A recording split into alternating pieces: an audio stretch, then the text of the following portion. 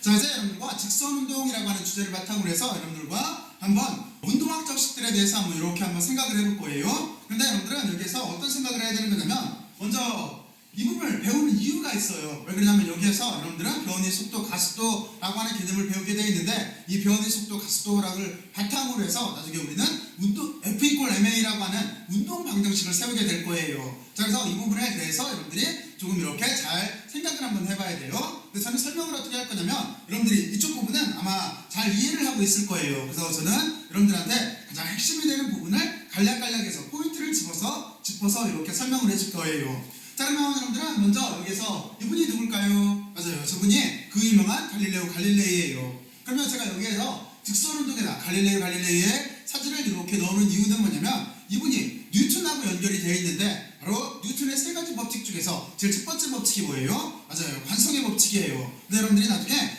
프린키피아라고 하는 뉴턴이 쓴 그 위대한 현대 과학을 창시해낸 프린키피아라고 하는 그 위대한 책을 읽어보게 되면은, 거기에서 뉴턴이 여기 갈릴레이 업적에 대해서 설명을 해요. 왜냐면 자기의 첫 번째 법칙, 관성의 법칙이라고 하는 자체는 실제는 갈릴레이가 먼저 생각했다라고 하는 이렇게 주석이 달려 있어요. 자, 그래서 여기 갈릴레이는 물론 관성의 법칙 말고도 엄청나게 많은 업적이 있어요. 여러분들이 잘 알고 있듯이 목성의 4가지 위성도 처음으로 발견을 했고, 그 당시까지만 하더라도 위성은 지구에밖에 없는 줄 알았어요.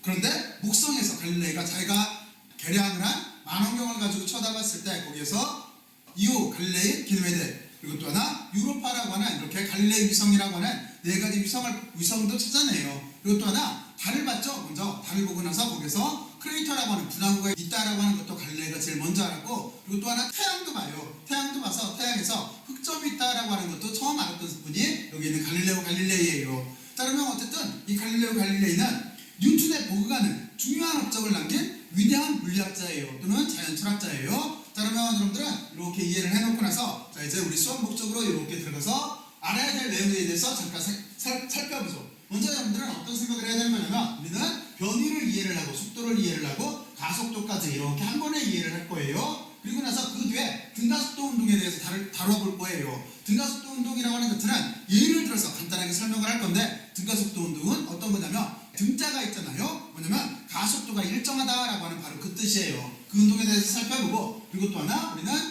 물체를 놓게 되면 어떻게 돼요? 아래쪽으로 떨어지게 되죠. 바로 그 자유낙하 물체에 대해서 잠깐 이렇게 알아보고, 그리고 중력 가속도에 대해서 잠깐 생각을 해볼 거예요. 그리고 여기까지가 기본적인 내용이고, 여기에서 보면은 2차원 운동과 3차원 운동이라고 되어 있는데, 이건 뭐냐면 처음에 우리는 1차원 내에서 X축으로만 움직인다라고 이렇게 생각을 하고 물체 운동을 다룰 거예요. 그리고 자유낙하는 Y축으로만 움직인다라고 이렇게 생각을 하고 물체 운동을 다룰 거예요. 그런데 이거를 이제 2차원, 3차원 운동으로 이렇게 확대를 할 거예요. 근데 이거는 앞에서 했던 내용을 이렇게 공간만 확대하면 돼요.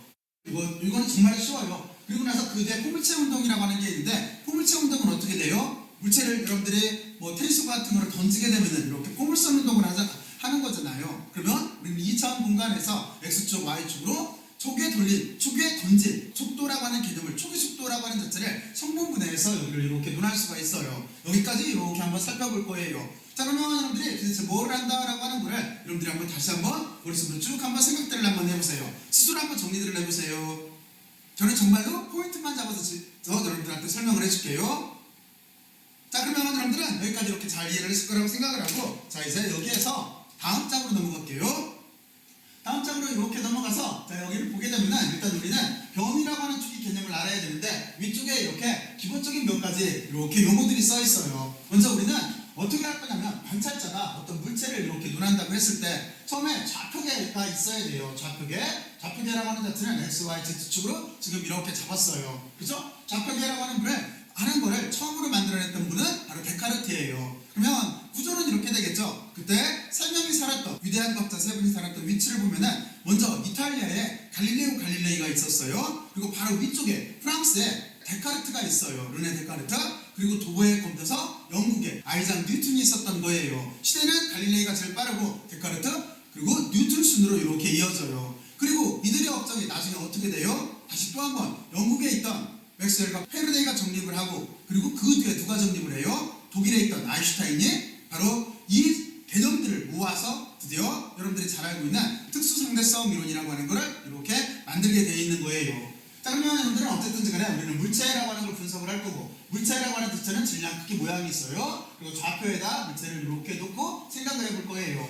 자, 그러면 여러분들은 이렇게 됐고, 근데 입자라고 하는 건 뭐냐면, 입자라고 하는 자체는 우리가 물체 운동을 논할 때는, 물체 운동이라고 하는 자체는 물체 전체가 움직이게 되면 구조 자체가 복잡해져요. 그래서 우리는 이 물체를 이렇게 입자로 바꿔놓을 거예요. 입자라고 하는 자체는 어떻게 생각하면 되는 거냐면, 크기는 없는 거죠. 크기는 없고 위치는 있는 거예요. 그리고 또 하나, 점하고 다르게 질량은 있는 거예요. 바로 이렇게 입자로 바꾸는 거예요. 그럼 여러분들은 어떻게 사고 실험을 하면 되는 거냐면, 저 자동차를 지금 쫙 하고 압축을 시켜요. 무게중심적으로 또는 질량중심적으로 쭉 압축을 시켜요. 그거를 우리는 이렇게 입자로 표현할 거예요. 자, 그러면 여러분들은 그리고 거기에다가 이렇게 벡터를 그릴 거예요. 자, 그러면 여기서 보면은 이제 위치, 입자, 물체, 그리고 여기 좌표계 위치까지 이렇게 설명을 했고, 바로 이래서 나중에는 우리가 여기에서 이 물체가 움직이게 돼요. 힘을 받아서 움직이게 돼요. 이렇게 힘을 받아서 움직일 때 다루는 게 우리가 역학이라고 해요. 근데 역학에는 크게 보면은 큰 입장으로 보면 두 가지가 있어요. 하나는 힘이 균형을 이루고 있을 때를 다루는 정력학이라고 하는 게 있고, 그리고 또 하나는 힘이 작용을 해서 물체가 F=ma라고 하는 식에 따라서 움직일 때를 다루는 동력학이라고 하는 게 이렇게 있어요. 자, 그러면 여러분들은 여기까지 한번 스스로 한번 정리들을 해봐요. 정리들 했어요? 자, 그러면 저는 다음 주제로 넘어갈게요. 다음 주제는 이제 변이 속도, 가속도에 대해서 알아보는 거예요. 다음 주제로 넘어가요.